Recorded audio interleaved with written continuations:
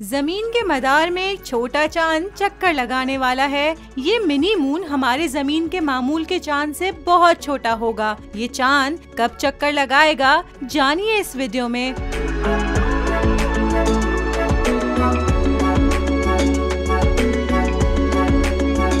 माहिरीन का कहना है कि ये सैयारचा 29 सितंबर को जमीन का मिनी मून बन जाएगा, जो 57 दिन तक जमीन के मदार में चक्कर लगाएगा और उसके बाद 25 नवंबर को सूरज के गिर्द मदार की तरफ वापस चला जाएगा। माहिरीन के मुताबिक जमीन का अपना चांद तो 4 अरब साल से इसके साथ मौजूद है, लेकिन ये मिनी मून सिर्फ 2 महीने तक ही जमीन के मदार में चक्कर लगाएगा। इससे कबल सैयारचा NX-1 1981 और फिर 2022 में मुख्तसर अरसे के लिए मिनी मून बनी थी।